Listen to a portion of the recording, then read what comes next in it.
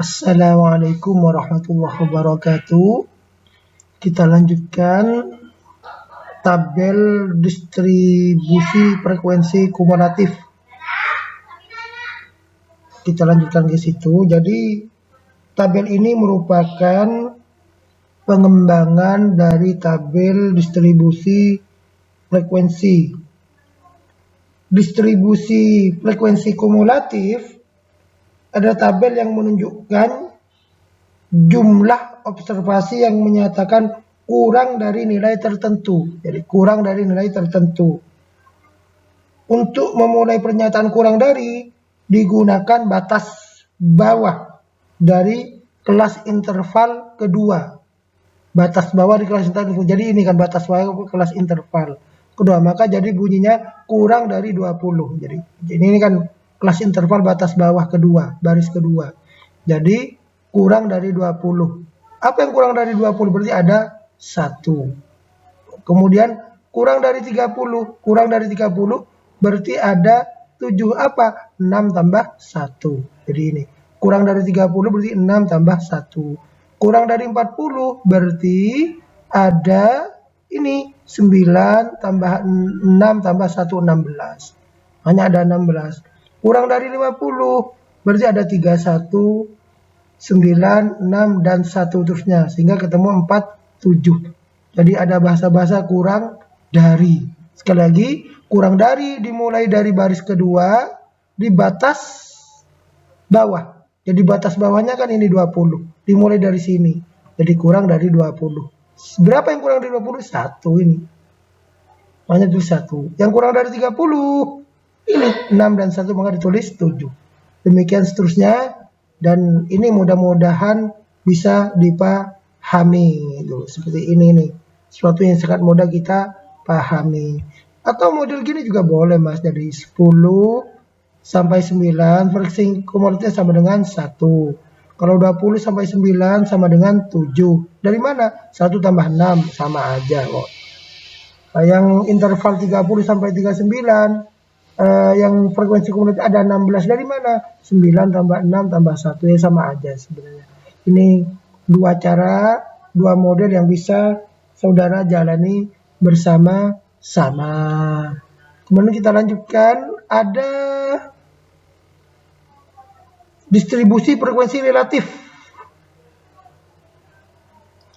Nilai statistik 150 mahasiswa. Kan mulai tadi memang 150 mahasiswa. Kalau ini sebenarnya dikatakan relatif kalau frekuensi ini diprosentasekan. Jadi misalkan saudara ambil kalkulator, bolehlah 1 bagi 150 caranya ya, kali 100. Jadi kali 100% sama dengan 0,67. Kemudian 6 bagi 150 kali 100% sama dengan nanti 4, sama 9 bagi 150 kali 100% sama dengan 6, dan seterusnya. Itu namanya dikatakan distribusi frekuensi relatif. Mungkin ini enggak terlalu sulit karena hanya ini kelanjutan dari tabel distribusi frekuensi yang telah kita jelaskan sebelumnya. Kemudian selain itu ada grafik. Jadi model-model grafik.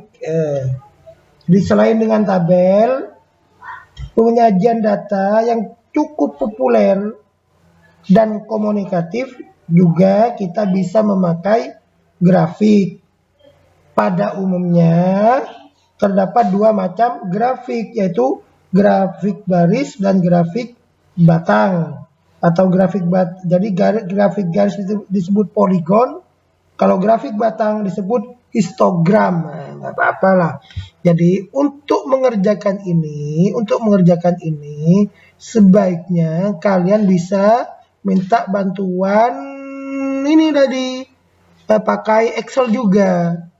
Nah, jadi misalkan kalau ini kan TV-nya tahun 85 itu ada 23 TV. Misalkan di sini. Ini tingkat pembelian konsumen ini maksudnya ya.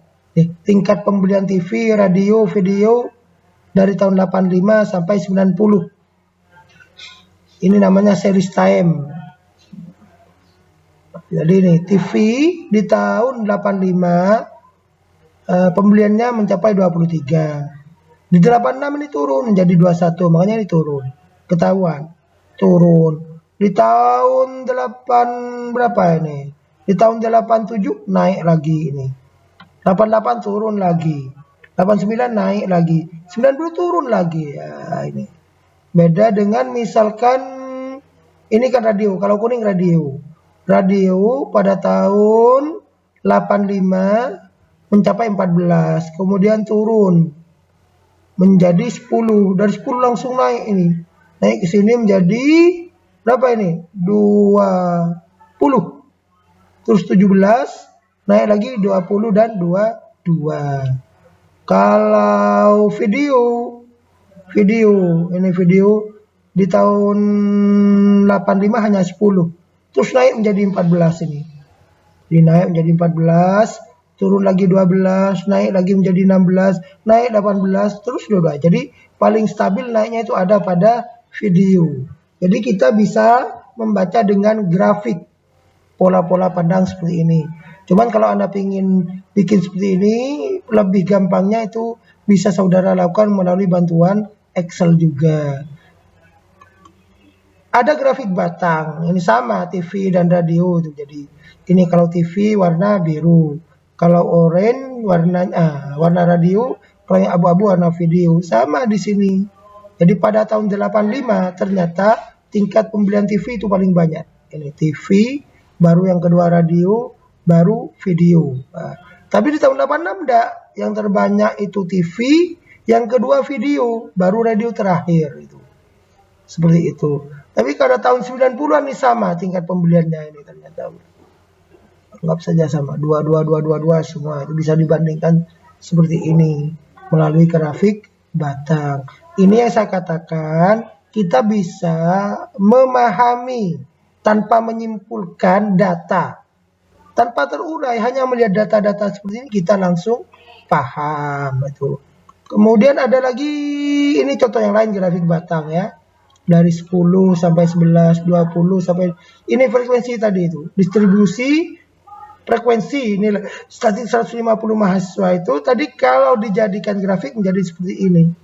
Jadi yang terbanyak frekuensinya tuh ada pada nilai 50 sampai 59 mencapai 42. Yang kedua ini angka 60 sampai 69 ada 32. Yang ketiga angka 40 sampai 49 ada 31. Yang terkecil ada pada angka 10 sampai 19. Ya, seperti inilah grafik gitu loh.